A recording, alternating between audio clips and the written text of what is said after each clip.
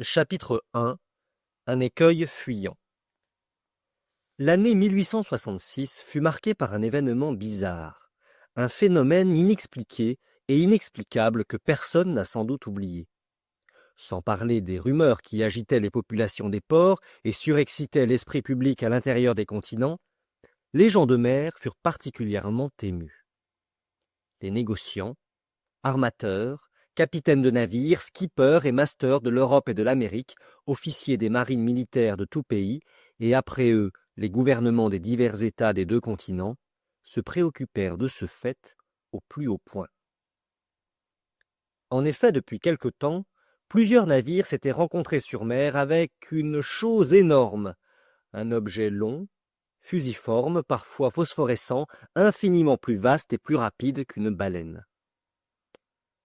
Les faits relatifs à cette apparition, consignés aux divers livres de bord, s'accordaient assez exactement sur la structure de l'objet ou de l'être en question, la vitesse inouïe de ses mouvements, la puissance surprenante de sa locomotion, la vie particulière dont il semblait doué. Si c'était un cétacé, il surpassait en volume tous ceux que la science avait classés jusqu'alors. Ni Cuvier, ni Lacépède, ni M. Dumézil, ni M. de Quatrefages n'eussent admis l'existence d'un tel monstre, à moins de l'avoir vu, ce qui s'appelle vu, de leurs propres yeux de savants. À prendre la moyenne des observations faites à diverses reprises, en rejetant les évaluations timides qui assignaient à cet objet une longueur de 200 pieds et en repoussant les opinions exagérées qui le disaient large d'1 mille et long de 3, on pouvait affirmer cependant que cet être phénoménal dépassait de beaucoup toutes les dimensions admises jusqu'à ce jour par les ichtyologistes, s'il existait toutefois. Or, il existait, le fait en lui-même n'était plus niable. Et avec ce penchant qui pousse au merveilleux la cervelle humaine, on comprendra l'émotion produite dans le monde entier par cette surnaturelle apparition. Quant à la rejeter au rang des faibles, il fallait y renoncer. En effet, le 20 juillet 1866, le steamer Governor Higginson de Calcutta and Bunnock Steam Navigation Company avait rencontré cette masse mouvante à 5 milles dans l'est des côtes de l'Australie. Le capitaine Baker se crut tout d'abord en présence d'un écueil inconnu. Il se disposait même à en déterminer la situation exacte, quand 2 colonnes d'eau, projetées par l'inexplicable objet, s'élancèrent en sifflant à 150 pieds dans l'air. Donc, à moins que cet écueil ne fût soumis aux expansions intermittentes d'un geyser, le gouverneur Higginson avait affaire bel et bien à quelques mammifères aquatiques, inconnus jusque-là, qui rejetaient par ces évents des colonnes d'eau mélangées d'air et de vapeur. Pareil fait fut également observé le 23 juillet de la même année, dans les mers du Pacifique, par le Cristobal Colon de West Indian Pacific Steam Navigation Company. Donc, ce cétacé extraordinaire pouvait se transporter d'un endroit à un autre avec une vélocité surprenante, puisqu'à 3 jours d'intervalle, le gouverneur Higginson et le Cristobal Colon l'avaient observé en 2 points de la carte séparés par une distance de plus de 700 lieues marines. 15 jours plus tard, à 2000 lieues de là, l'Helvetia de la Compagnie nationale et le Shannon du Royal Mail, marchant à contrebord dans cette portion de l'Atlantique comprise entre les États-Unis et l'Europe, se signalèrent respectivement le monstre par 42° 15' de latitude nord et 60° 35' de longitude à l'ouest du méridien de Greenwich.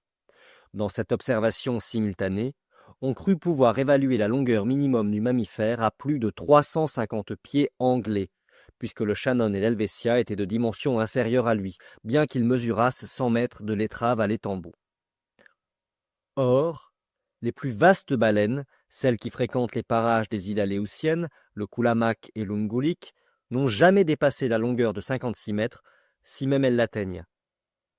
Ces rapports arrivés coup sur coup, de nouvelles observations faites à bord du transatlantique le Pereire, un abordage entre l'Etna, de la ligne Iseman, et le monstre, un procès-verbal dressé par les officiers de la frégate française la Normandie, un très sérieux relèvement obtenu par l'état-major du commodore Fitz-James à bord du Lord Clyde, émurent profondément l'opinion publique. Dans les pays d'humeur légère, on plaisanta le phénomène, mais les pays graves et pratiques, l'Angleterre, l'Amérique, l'Allemagne, s'en préoccupèrent vivement. Partout dans les grands centres, le monstre devint à la mode, on le chanta dans les cafés, on le bafoua dans les journaux, on le joua sur les théâtres. Les canards eurent là une belle occasion de pondre des œufs de toutes couleurs.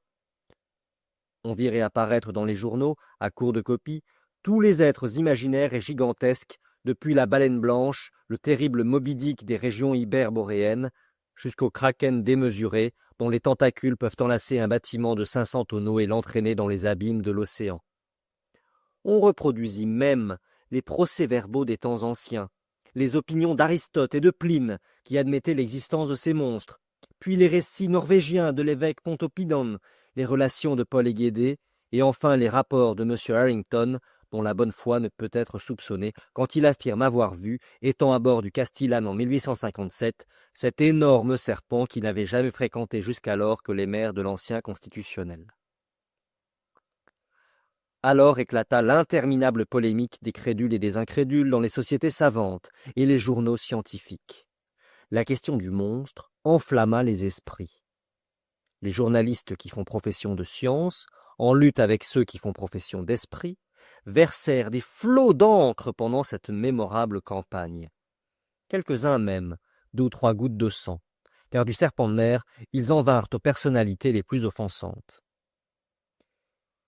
6 mois durant, la guerre se poursuivit avec des chances diverses. Aux articles de fond de l'Institut géographique du Brésil, de l'Académie royale des sciences de Berlin, de l'Association britannique, de l'Institution smithsonienne de Washington, aux discussions de The Indian Archipelago du Cosmos de l'abbé Moignot, des Mitteilungen de Petermann aux chroniques scientifiques des grands journaux de la France et de l'étranger, la petite presse ripostait avec une verve intarissable. Ces spirituels écrivains parodiant un mot de Linné, cité par les adversaires du monstre, soutinrent en effet que la nature ne faisait pas de sots, et ils adjurèrent leurs contemporains de ne point donner un démenti à la nature, en admettant l'existence des krakens, des serpents de mer, des Moby Dick et autres élucubrations de marins en délire.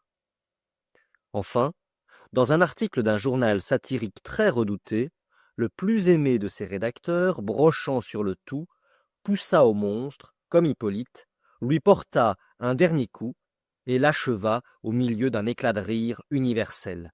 L'esprit avait vaincu la science.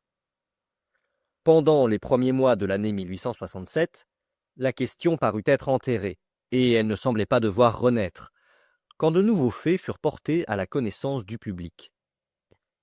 Il ne s'agit plus alors d'un problème scientifique à résoudre, mais bien d'un danger réel, sérieux, à éviter. La question prit une toute autre face. Le monstre redevint îlot, rocher, écueil, mais écueil fuyant, indéterminable, insaisissable.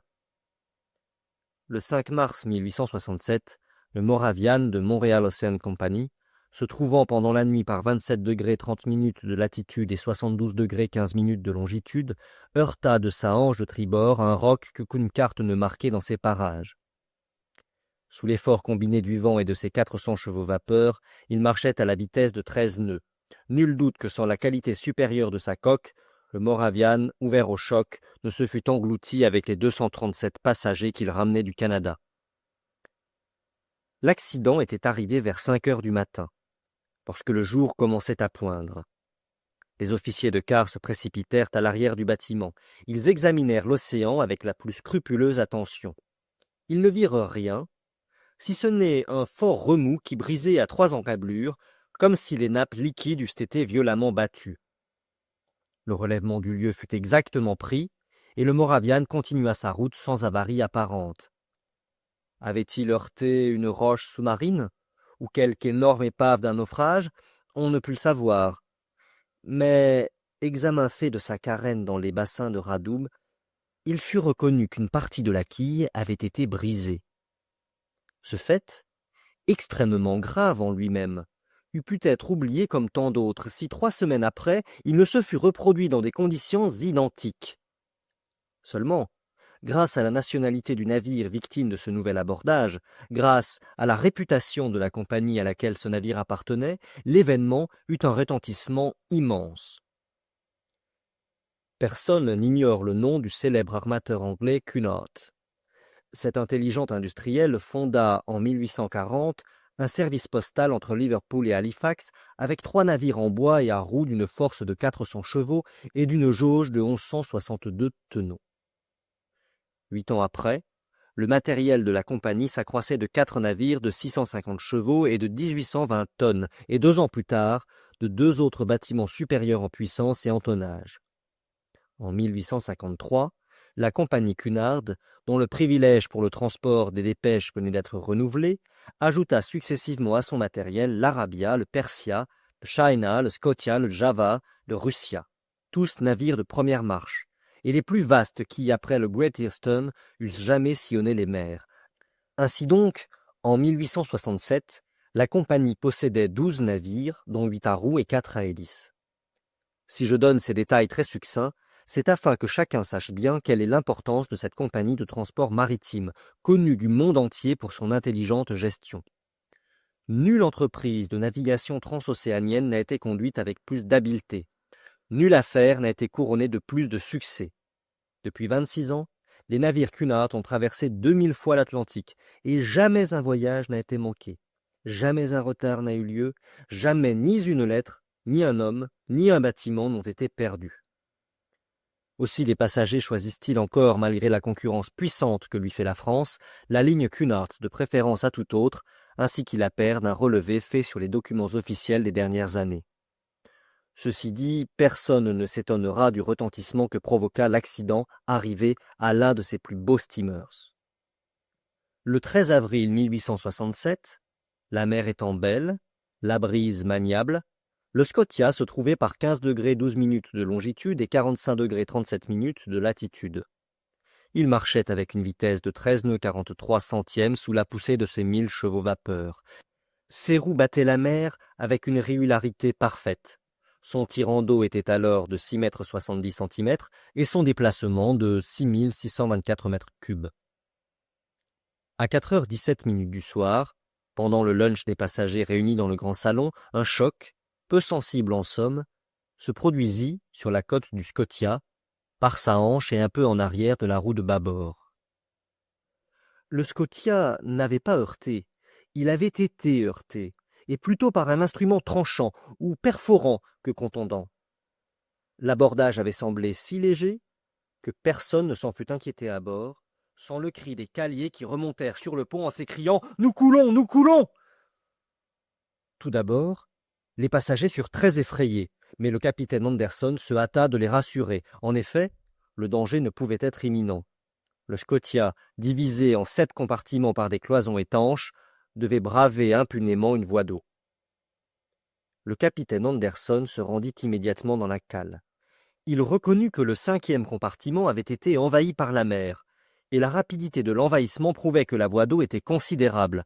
Fort heureusement, ce compartiment ne renfermait pas les chaudières, car les feux se fussent subitement éteints. Le capitaine Anderson fit stopper immédiatement, et l'un des matelots plongea pour reconnaître l'avarie. Quelques instants après, on constatait l'existence d'un trou large de 2 mètres dans la carène du steamer. Une telle voie d'eau ne pouvait être aveuglée, et le Scotia, ses roues à demi noyées, dut continuer ainsi son voyage.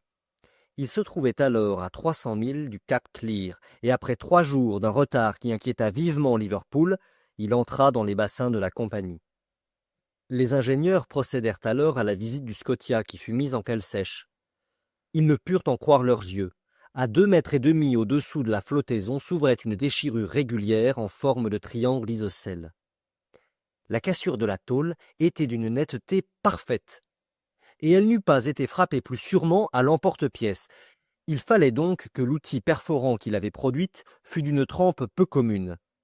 Et après avoir été lancé avec une force prodigieuse, ayant ainsi percé une tôle de 4 centimètres, il avait dû se retirer de lui-même par un mouvement rétrograde et vraiment inexplicable.